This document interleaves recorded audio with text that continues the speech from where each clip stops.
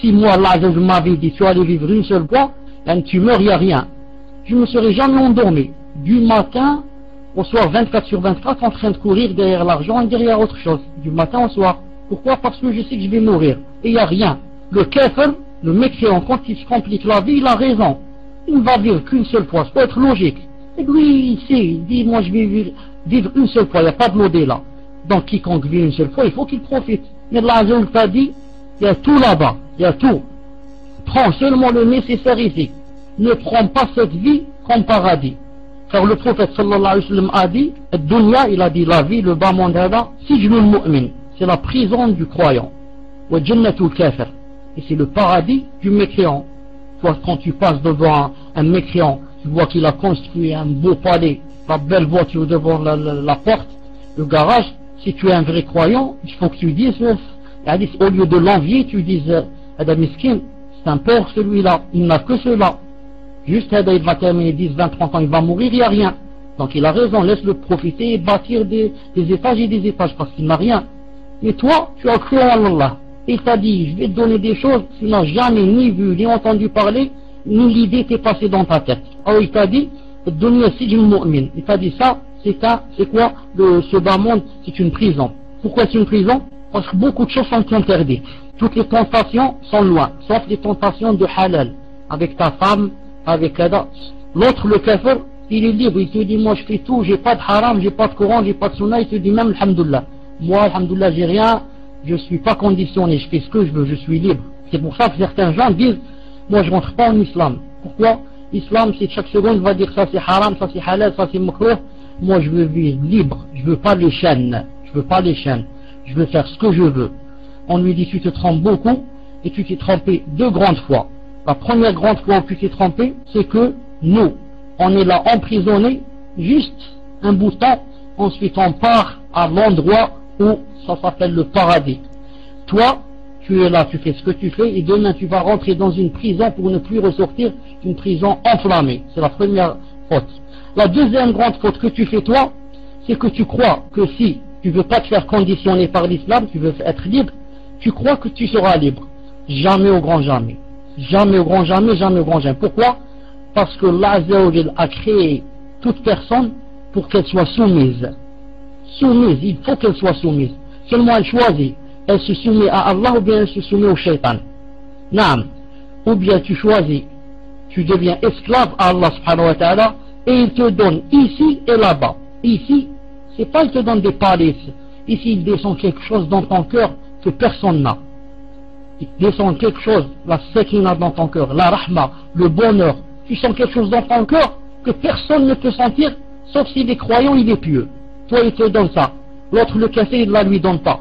Il le remplit d'argent, dernière minute, il se suicide. Plein d'argent, X, le milliardaire, le richissime, l'américain X, s'est suicidé. Subhanallah, il avait des milliards. Bien sûr, il avait des milliards. Mais il n'avait pas dans le cœur quelque chose que Allah le fait descendre seulement pour les croyants, pour les aider, pour les patienter, pour les fortifier, afin qu'ils patientent jusqu'à ce qu'ils rencontrent l'Azza. Donc celui-là, qu'est-ce qu'on lui dit? Tu te trompes beaucoup.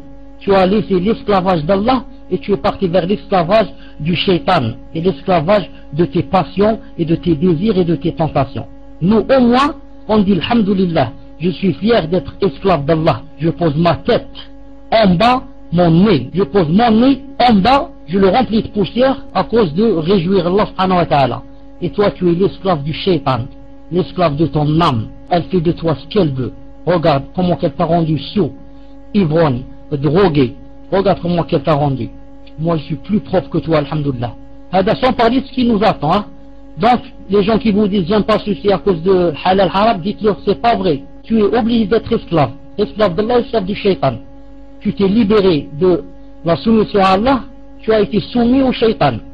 Si ce n'est pas le shaitan, c'est quoi? C'est ton âme et tes tentations. Allah Azza wa Jalla a dit dans le Coran, Ara'ayta man ittakhadha ilahahu hawah.